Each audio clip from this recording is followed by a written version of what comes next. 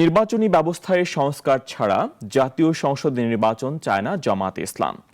নির্বাচন কমিশনের সাথে বৈঠক শেষে একথা জানিয়েছেন দলের সেক্রেটারি জেনারেল মিয়া গোলাম পরওয়ার। বলেন, জনগণ চায় স্থানীয় সরকার সচল হোক, তাই জামায়াতও চায় জাতীয় নির্বাচনের আগেই হোক স্থানীয় নির্বাচন।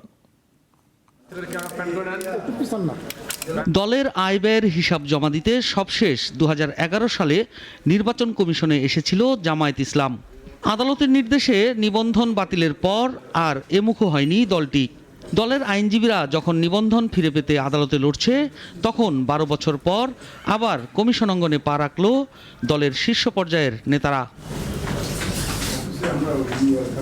দলের নিবন্ধন নেই, তার উপর আদালতের ন্যায়ের প্রতীক দাঁড়িপাল্লাকে দলীয় প্রতীক হিসাবে ফিরে পাবেন কিনা সেটি নিয়েও রয়েছে অনিশ্চয়তা।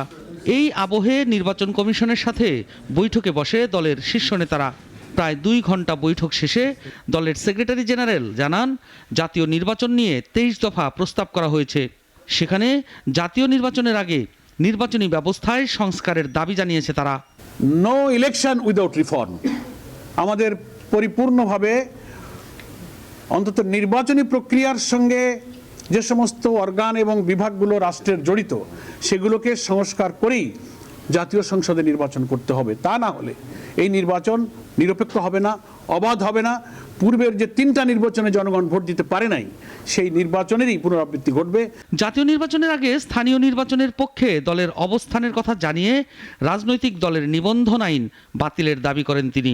জনগণ চায় যে স্থানীয় সরকার কাঠামোকে সচল করতে, সক্রিয় করতে, স্থানীয় সরকারের এবং গ্রামীণ অবকাঠামোতে উন্নয়ন, আইন শৃঙ্খলা, জনদুর্ভোগ কমাতে জনগণের আকাঙ্ক্ষাই হচ্ছে স্থানীয় সরকার নির্বাচনটা আগে হোক। আমরা জনগণের এই আকাঙ্ক্ষার সাথে সমর্থন এবং সম্মান ব্যক্ত করেছি। 300 আসনে নির্বাচন করার প্রস্তুতি নিচ্ছে জামাত। প্রার্থীও প্রায় চূড়ান্ত করা হয়েছে। প্রবাসীদের ভোট নিশ্চিত করা সহ সংসদ নির্বাচনে সংখ্যানুপাতিক আসন বরাদ্দের দাবি জানিয়েছে দলটি। আমরা সুবিচার পাবো, সেই আইনেই এটা ফয়সালা হবে ইনশাআল্লাহ। Thank you. সাইফুল শাহিন, নাগরিক, ঢাকা। কোটি মানুষের আস্থার ভালোবাসায় 11 বারের মতো দেশের 1 নম্বর রেফ্রিজারেটর ব্র্যান্ড ওয়ালটন।